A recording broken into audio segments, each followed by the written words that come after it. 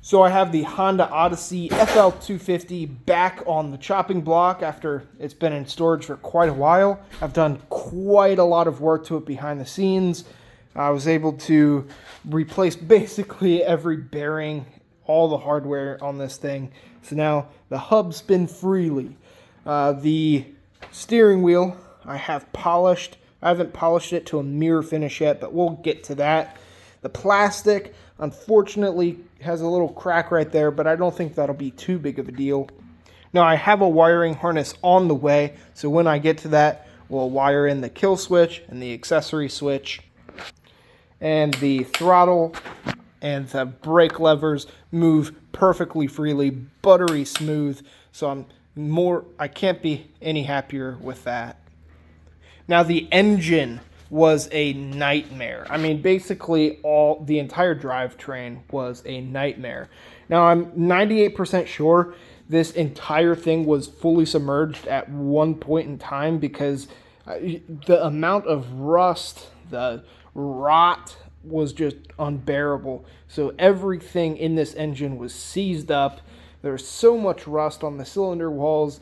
The crankshaft, the bearings, they were all just seized like heck. So I'm just very thankful I was able to unseize that. And I'm thankful that the cylinder walls look perfectly fine after I honed it. The piston ring clearance looks pretty dang good. And all that. I was able to set the squish gap to 1 millimeter. So that shouldn't be too big of a deal as far as like starting it. So it won't, I mean, it has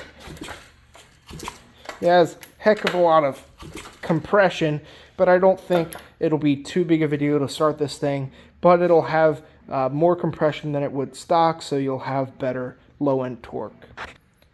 Now, I do have this block off bolt right here. It has 2 spark plug holes. I'm not sure I'll be able to get a coil that'll power both spark plugs. That would be ideal, but for now I just have the block off bolt.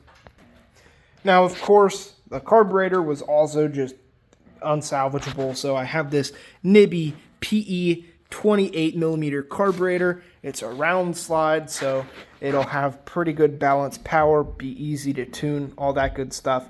It won't be snappy, rip your face off like the flat slide carbs. And I have the brand new intake on that bad boy.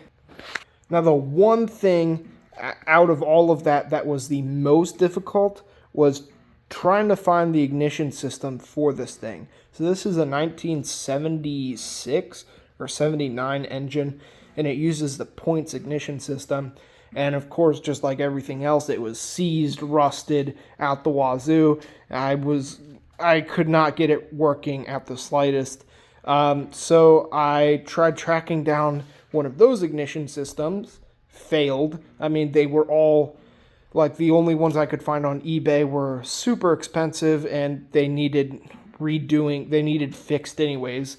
They were in disrepair. So I started looking and found that 1981 engines use a CDI ignition system, which instead of 2 little metal contacts touching together, the ignition timing is controlled by a computer, and that makes it a lot easier to deal with, and it's less problematic. So I was able to track down actually a whole big lot of parts, as you can see there. It came with 3 engines, and one of them happened to have this CDI ignition system.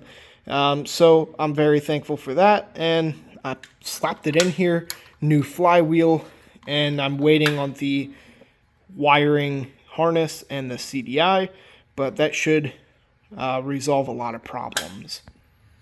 Now, another huge issue that I was having was the clutch and the transfer case thing. Now, this thing was, of course, filled completely with water, completely seized. So I took this thing apart, drained all the water out, cleaned all the cogs and gears in the thing, replaced all the bearings, all the seals. Now it spins pretty freely.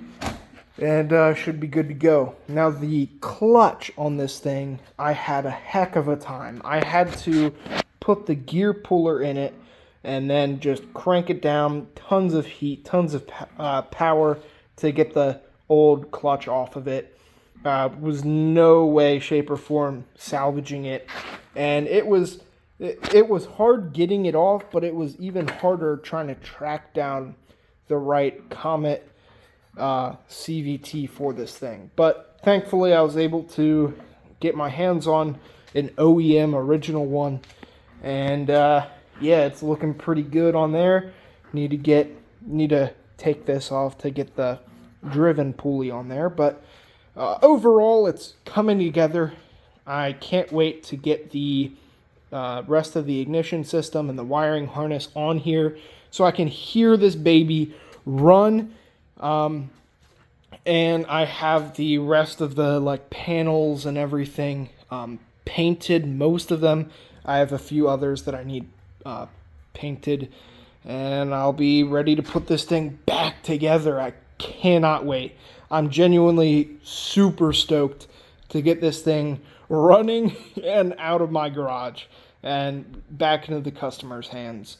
So with that being said, thank you very much for watching, and I'm super excited to get this thing on the road, getting it boogieing.